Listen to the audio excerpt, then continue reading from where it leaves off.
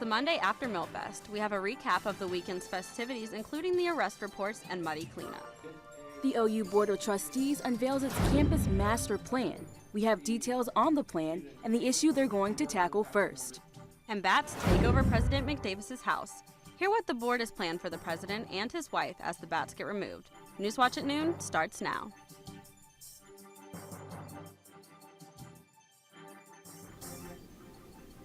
Millfest left nearly all the yards grassless and house floors covered in mud. Good afternoon, I'm Tasia Smith. And I'm Asia Tolliver. While some are cleaning up, others are going to court this morning. We'll have more on the arrest coming up later in the newscast. But first, the heavy rain over the past few weeks led to a muddy Millfest. Many Mill Street residents are dealing with the lost grass and the post-party cleanup. Mud and trash line the streets as students try to get back to normal living conditions in their homes. The tenants tried to clean up as best as they could, but some still faced fines from the city. We got a trash fine. It was just $50, but the whole entire complex got it, and then I'm pretty sure like all of Mill Street got like loose trash fines. Yoan and her roommate used cardboard to line their floors to prevent mud from spreading, but they said it still got on their walls and their porch. The cleanup has to happen fast for the residents of Fest Streets to prevent steeper fines. Ohio School District had thousands of questions about the new standardized test that they administered in the last month. The testing company reported answering about 9,600 phone calls, emails, and chats from Ohio districts regarding problems. Those problems included administering the online exams, registering students, and getting them into the online test sessions. Hopefully this new school proposal won't have as many problems. State lawmakers are proposing a bill that would require high school students to have basic training in how to use automated defibrillators and administer CPR. Schools could offer the instruction anytime while students are in high school. The training takes about 30 minutes. It would first apply to those entering 9th grade after July 2016. Athens City Council is talking sidewalks tonight. Council will consider an emergency ordinance for special assessments to fix the sidewalks on West Union Street tonight. The ordinance is part of the city's ongoing infrastructure repair projects.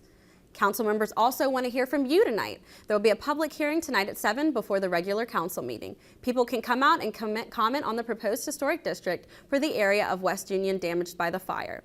Council is scheduled to vote on the proposal tonight after the public hearing, and we'll have the story tomorrow on Newswatch at Noon. And the Athens Zoning Board voted in favor of allowing local business owners to use an apartment as a bed and breakfast. Fred and Christine Tom were granted temporary approval for their Stimson Avenue apartment. The couple want to provide bed and breakfast lodging at the apartment.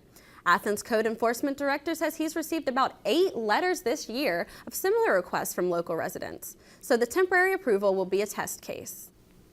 Imagine having tens of millions of dollars to spend and trying to make sure you're spending it in the best way possible.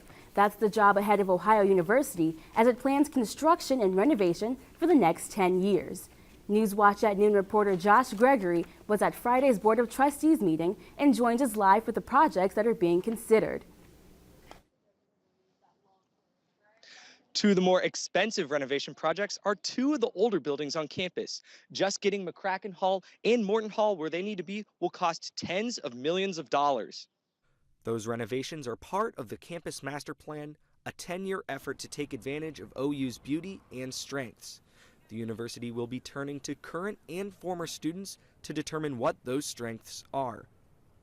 One of the things that the campus master planning process will do is actually hold an open forum for the community at large coming up in the next several months, which will allow students, faculty, staff to actually go in and meet with the various planning unit groups and engage in conversation. The trustees voted to move ahead with renovations to Morton and McCracken Halls in advance of that input.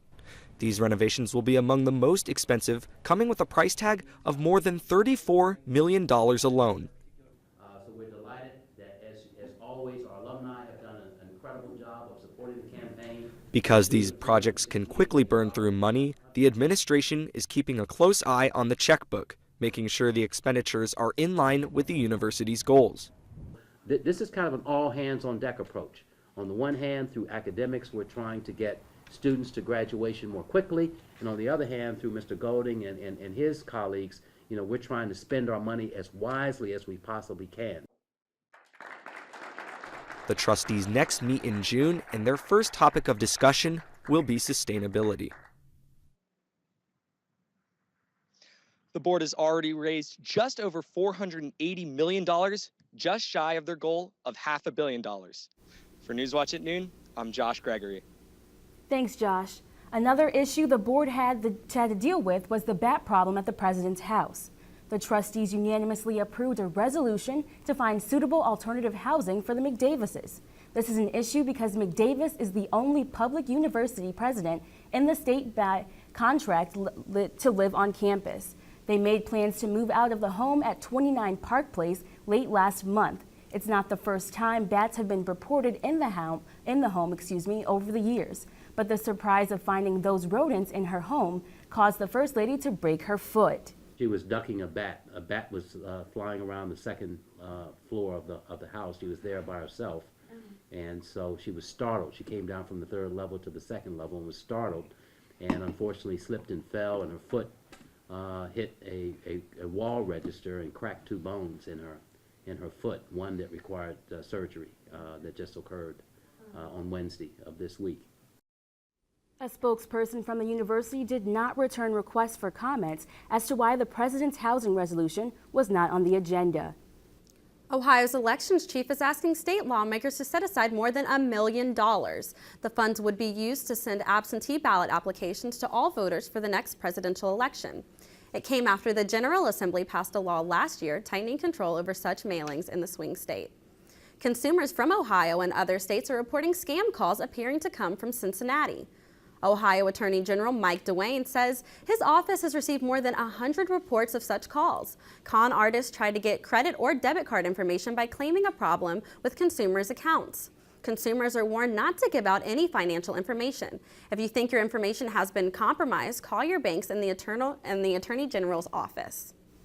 Ohio drivers are seeing lower gas prices to start the work week. The Auto Club AAA reports the state average was just over $2.20 a gallon. That's 12 cents less than last week and nearly $1.50 less than this time last year. Ohio prices are well below the national average at nearly $2.50. Analysts expect prices to continue falling for the rest of March and April. As the spring temperatures creep in, natural resources officials are reminding Ohioans of burning regulations. Ohio law bans outdoor burnings from 6 a.m. to 6 p.m. from March to May. State Forester Robert Boyles says most wildfires are caused by careless burning. The Department of Natural Resources adds that wildfires burn more intensely because of dry fuel on the ground and gusty winds. An arrest has been made in the shooting of 2 officers in Ferguson. We have more on the arrest and an update on the wounded officers. And a missing LAPD officer is suspected to be in connection with a deadly shooting. Stay tuned to hear more about the incident as well as details on the search for him.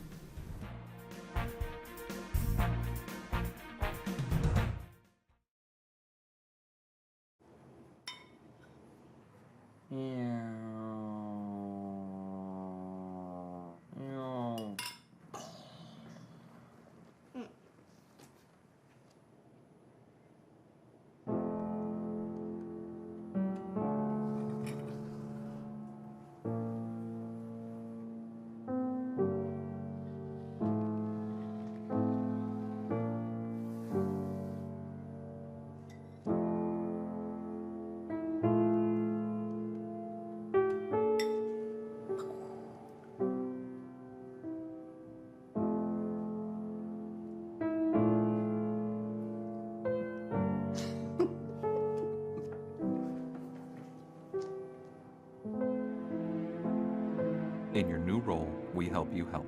Visit aarp.org/caregiving for information on how to provide even better care for the person who once took care of you. Huntington! Every proper bear knows that the right fit means everything. Especially when it comes to car seats. Oh, really?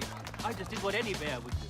So know for sure that your child is in the right car seat for their age and size. I like it. To learn more, visit safercar.gov/the-right-seat. Oh, hello there. Oh. Where's that bear?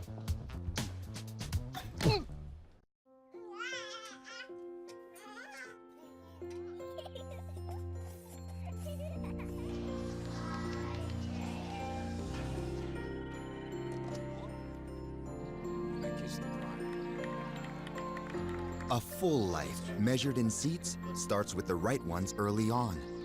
Car crashes are a leading killer of children 1 to 13. Learn how to prevent deaths and injuries by using the right car seat for your child's age and size. There won't be quite as many court appearances this year. The number of arrests at Millfest was down. Increased law enforcement seems to have kept partygoers in check, but Newswatch Noon reporter Antaki Razi says despite increased police presence, still dozens were arrested.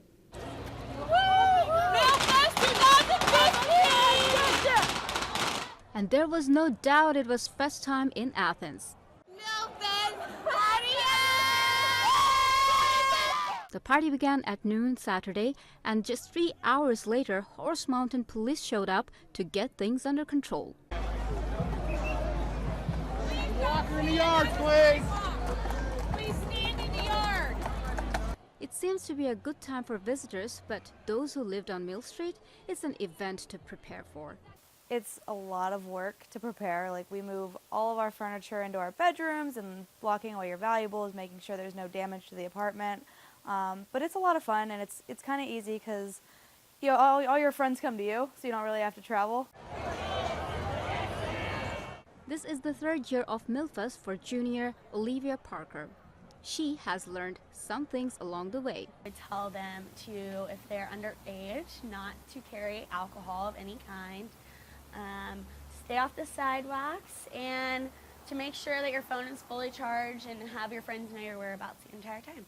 The rainy morning and the muddy lawns could not stop the students from partying. The dancing, drinking went on from noon till evening.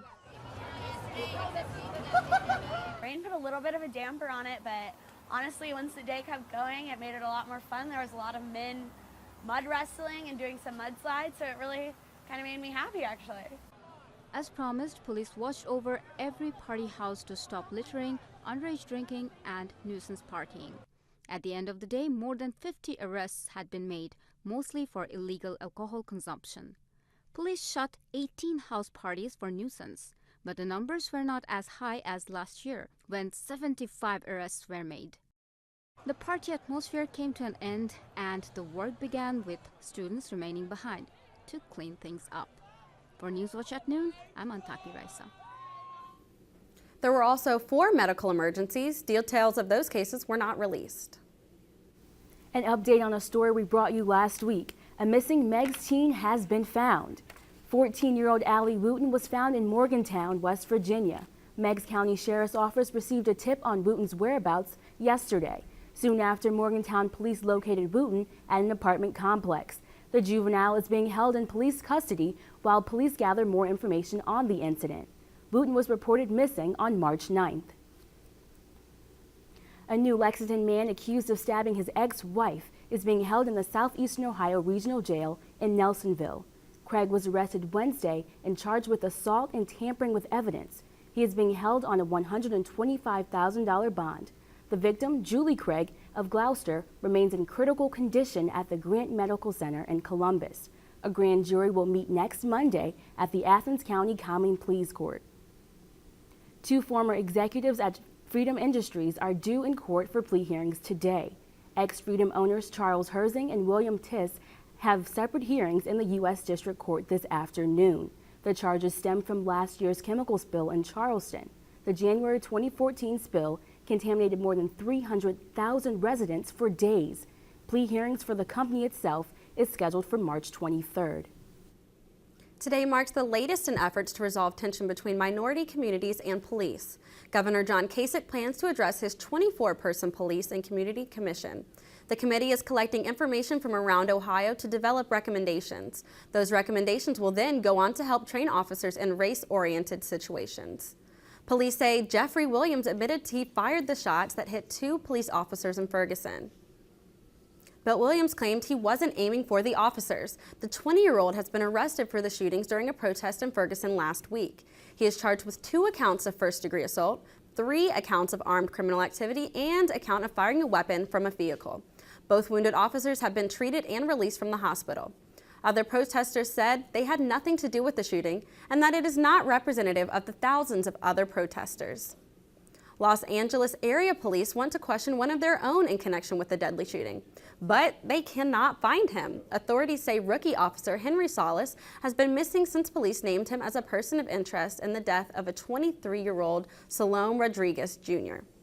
Police found the victim with multiple gunshot wounds early Friday morning. He was pronounced dead at the hospital. Investigators believe Salas and Rodriguez got into a fight prior to the shooting. A car belonging to Salas was found Sunday only a few blocks away from where the shooting happened. We have warm weather today, but will it last? Newswatch at Noon meteorologist Josh Vermillion has the upcoming weather forecast for you. And the women's basketball team wins the MAC championship. We'll tell you their story and more about the win coming up.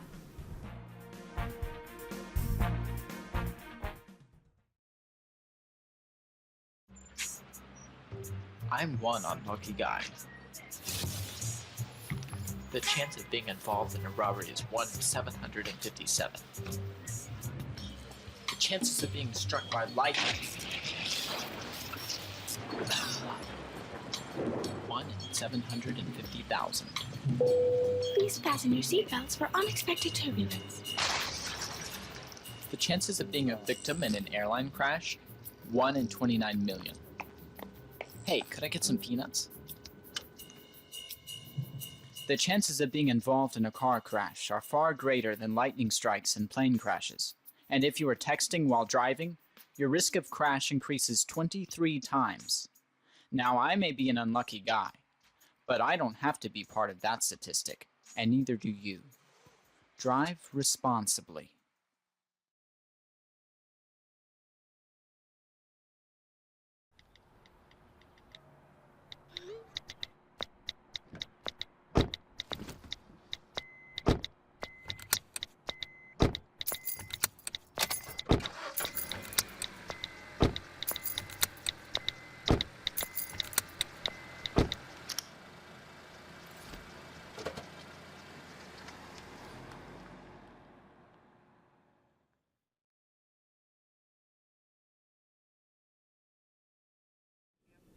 Families who live along the Ohio River are waiting for the floodwaters to head back to the banks. The river peaked Sunday morning. It swelled 6 feet above flood stage in some areas after heavy rain on Friday. Moderate flooding is expected to stay through Monday morning, and the river will remain above flood stage until Thursday. The river reached its highest crest in a decade at a little under 58 feet on Sunday afternoon. It was a beautiful day yesterday, and I can see spring coming right up around the corner. Yep, Josh Vermillion, will we have more sun? Well, you know, we are in the middle of one of the most beautiful days of the year right now. We are currently sitting at about 62 degrees, and that has been on a steady rise since about 9 a.m. this morning, and it is just going to keep going up. We got a wind at about 7 miles per hour right now, so there's a nice little breeze out there to keep you cool. Humidity not too muggy out there, only 41% right now. And as we take a look at the temperatures around the region, well, talk about consistency. Look at that, 56 all over the place. You got 56 in Newark, Cambridge, New Lexington, New Martinsville, Marietta. It's all over the place. It gets a little bit warmer down to the 60s the further south you go. And looking at our almanac today, like I said, your high for today is 71 degrees. That's way above the normal of 54, but not quite up to the record of 83 set back in 1945. But just be happy we are not down around that record low of 10 degrees set all the way back in 1911. And the sun rose at about 7:39 this morning, and the days just keep getting longer. It's not going to set until 7:36 tonight. And looking past our almanac into the precipcast, this is looking about 8 or 9 o'clock tonight. As you can see, not much precipitation anywhere in our region, but as you can see, there's a cold front coming through, and that will lower the temperatures heading on into the rest of the week. So moving on to our afternoon highs, like I said earlier, it's going to be 71 here in Athens, a beautiful day here, and 70 up in Cambridge, 68 in New Lexington, and all the way up to 74 down in Ironton. There are beautiful temperatures all around the region right now. And looking into our overnight lows tonight, I talked about consistency before. Look at that consistency once again. 49 all over the place. Columbus, Newark, Cambridge, New Lexington. here in Athens, and then it'll get up into the lower 50s a little bit farther south when you go down there, but not too much warmer than that. And looking going to be 40 night tonight. It's going to be partly cloudy with a little bit of a breeze, but it won't be too bad still. A pretty nice night going on if you want to, get outside with the kids, maybe go out, toss the baseball around. It's getting into springtime. That should be coming up here pretty soon.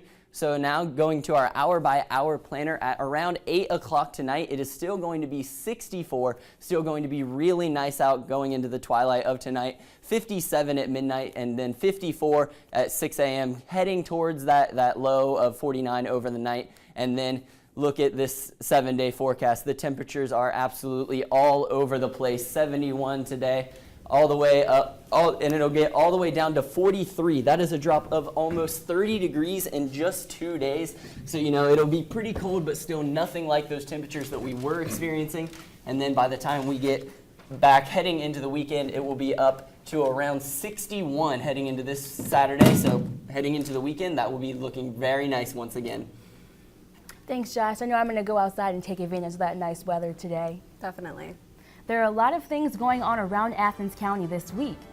Tonight, the Plains Public Library is holding an information session on how to lead a healthier lifestyle. And now is today's community calendar.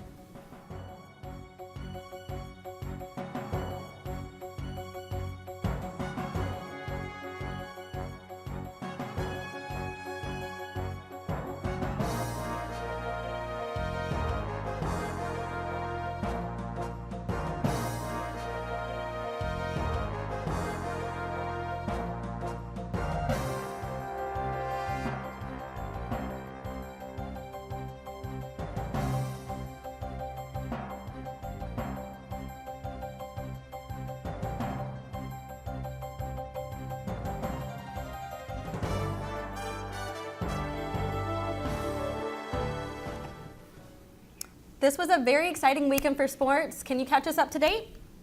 Yeah, it was a huge weekend in sports, and it was a historic week as well.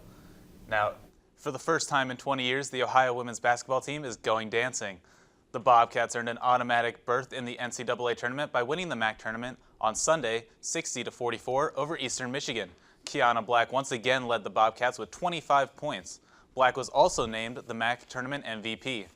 Senior Mariah Byard hit 4 threes on her way to 12 points, and Lexi Baldwin added 13 points. Byard, Baldwin, and Black were named to the all-tournament team as well. Bob's Ballers were trailing at halftime, but outscored the Eagles 35-17 in the second half to pull ahead. This was the first time since the 1985-86 season that the team won the MAC tournament and the Bobcats' first trip to the NCAA tournament since 94-95. The championship triumph was also the team's 27th win of the year, and that is the most wins in program history. And if you want to see who the Bobcats will be taking on next, there will be an NCAA tournament selection show watch party tonight at the Athens Buffalo Wild Wings. The event starts at 6:30 and the selection show starts at 7. The Ohio State Buckeyes were taking part in March Madness as well. The Buckeyes are a 10 seed in the NCAA tournament and are traveling to Portland to take on the 7-seeded VCU. This game will take place at the Moda Center and tip off at 4:40. Keeping it on the hardwood, the Trimble Tomcats beat Paint Valley in the Division IV district title game on Saturday, 66-55. 4 Trimble players scored in double figures, including Austin Downs and Micah Couch, who combined for 30 points. Grant Clark had a huge night as well with a double-double of 15 points and pulled down a game-high 13 rebounds. The Tomcats are now 25-0 this year. This is the Tomcats' first district title since 2000. Trimble will hit the floor again on Tuesday night in the Convocation Center against Afrocentric. The Ohio baseball team took the field 3 times over the weekend against Siena in Chillicothe. The Bobcats won their first game of a doubleheader on Saturday, but dropped the second and lost again on Sunday. Ohio was down in the first game, but won 4-3 thanks to a 3-run 6th inning. In the final 2 games, though, the Bobcats were outscored 14-7 and lost 7-3 and 7-4 on Saturday and Sunday, respectively. The team now sits at 10-16. Even with the tough weekend, Bobcat basketball is off to its best start in years under third-year head coach Rob Smith. Newswatch at Noon reporter John Kostis has a story of how off-season changes have led to success for the Cats early this season. After an 11-40 finish last season, Ohio head coach Rob Smith needed to change something in the offseason to inject confidence into his roster. he decided to allow his players to play summer league baseball. Taking a whole summer off, that's a lot of time. You kind of start to gain some rust, and having played summer ball and have some of, guys that battled injuries last year come back, that's helped a lot. One of the players who battled injuries last season was senior catcher Kyle Deem, who is batting .304 this year. Not being able to play all last year really kind of put me back as far as, my confidence and my ability. In the summer, I really stepped that up. Summer ball also helped Miller adjust from a starting pitching role to coming out of the bullpen, which he transitioned to this offseason. Miller has a .238 ERA with 14 strikeouts in 11 1/3 innings pitched this season. That also made a positive impact this year, transitioning from summer ball to collegiate ball. Not only does Summer League allow baseball players at Ohio University to gain valuable collegiate experience in baseball, but it also allowed 4 players who played for the Southern Ohio Copperheads this past summer to gain 22 games of experience at Bob Wren Stadium. Oh yeah, keep that glove down. Keep that glove down on Bob Wren because, it'll take some hops on you. So I definitely got to learn Bob Wren a little bit more. The Ohio baseball team is 10-6 after dropping 2 of 3 to Siena this weekend. For Newswatch at noon, I'm John Kosis. Ohio's next game will be in Lexington, Kentucky tomorrow at 4, while they were faced off against Kentucky. The Wildcats are 13-6 on the season and were swept by South Carolina this past weekend. So as the baseball team prepares to head to Kentucky, the softball team is on their way back. The team played a 3-game series against the Wildcats over the weekend, but dropped all 3 games. The Bobcats were outscored 19-6 over the series and were shut out on Sunday.